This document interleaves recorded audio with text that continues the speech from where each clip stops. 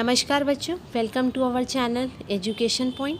आज इस वीडियो में बेटा हम आपकी शिक्षा निदेशालय कक्षा 8 विज्ञान की आंकलन कार्यपत्रक 2 करेंगे। तो देखिए इसमें आपको क्या दे रखा है, सभी प्रश्न अनिवार्य हैं। प्रश्न नंबर 1 आपका है, इसमें एक पैराग्राफ दिया है और इससे बेस्ड आपको नीचे क्वेश्चंस दिए हैं। वे दवाएं जो हमारे शरीर में सूक्ष्म जीवों को मारती हैं या उनके विकास को रोकती हैं एंटीबायोटिक कहलाती हैं। ये हमारे लिए बहुत उपयोगी हैं क्योंकि ये हमें सूक्ष्म जीवों के हानिकारक प्रभाव से बचाती हैं। एंटीबायोटिक्स बैक्टीरिया और कवक फंगस से बनते हैं। पेनिसिलिन पहला एंटीबायोटिक है जिसकी खोज अलेक्जेंडर फ्लेमिंग ने 1929 में की थी। हमें एंटीबायोटिक्स केवल डॉक्टर की सलाह से ही लेनी चाहिए, अन्यथा वे हानिकारक हो सकती हैं और भविष्य में कम प्रभावी हो सकती हैं। अब देखिए इस पर बेस क्या क्वेश्चन आपको दिए हैं। क्वेश्चन नंबर 1, एंटीबायोटिक किन्हें कहते हैं? एंटीबायोटिक हमारे लिए किस प्रकार लाभदायक हैं? तो एंटीबायोटिक वे दवाएं होती हैं जो हमारे शरीर में सूक्ष्म जीवों को मारती हैं या उनके विकास को रोकती हैं।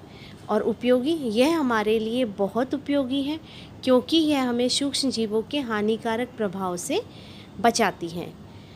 नेक्स्ट आपका फिल इन द ब्लैंक है। सबसे पहले खोजी गई एंटीबायोटिक का नाम डैश है, तो वो पेनिसिलिन, जिसे डैश ने खोजा था, अलेक्जेंडर फ्लेमिंग।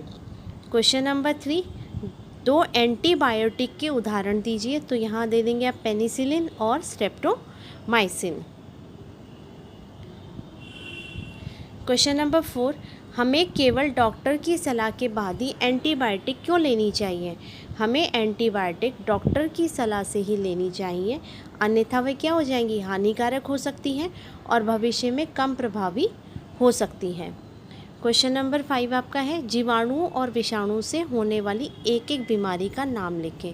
तो जीवाणु से बेटा आपका क्षय रोग और विषाणु से पोलियो। क्वेश्चन नंबर 2 आपका है, रिक्त स्थानों की पूर्ति कीजिए। पहला, लाइकेन सहजीविता का उदाहरण है जिसमें डैश और डैश 2 सूक्ष्मजीव उपस्थित होते हैं। तो यहाँ आपका आएगा कवक और शैवाल। डैश एक अनोखे प्रकार का सूक्ष्मजीव है जो केवल किसी जीव के अंदर रहने पर ही जनन करता है। तो ये कौन है, विषाणु। तीसरा आपका, सूक्ष्म जीवों को 4 समूहों जैसे जीवाणु, कवक, प्रोटोजोआ और डैश में वर्गीकृत किया गया है। तो यहाँ आपका शैवाल। हम सूक्ष्म जीवों को देखने के लिए डैश का उपयोग करते हैं। तो किससे देखते हैं हम, सूक्ष्मदर्शी। और ई पार्ट इसका आपका है, ब्रेड को बनाते समय ईस्ट द्वारा बनाई जाने वाली गैस कौन सी होती है बेटा, कार्बन डाइऑक्साइड। क्वेश्चन नंबर 3, दूध को पाश्चरीकृत करने के क्या फ़ायदे हैं? तो यहाँ क्या है, दूध का पाश्चरीकरण करने से सूक्ष्म जीव की वृद्धि रुक जाती है और पाश्चरीकृत दूध को हम बिना उबाले भी इस्तेमाल कर सकते हैं। आपका क्वेश्चन नंबर 4 और लास्ट क्वेश्चन है इसका ये, दही, दूध से दही किस प्रकार बनाई जाती है? संक्षेप में समझाइए और उस जीवाणु का नाम दीजिए जो दूध को दही में बदल देता है। ये 3 नंबर का प्रश्न है आपका। तो इसका आंसर है, दही जमाने के लिए गुनगुने दूध में हम थोड़ा सा दही मिलाया जाता है, उसमें उपस्थित जो लैक्टोबैसिलस नामक जीवाणु है दूध में जनन कर उसे दही में परिवर्तित कर देते हैं।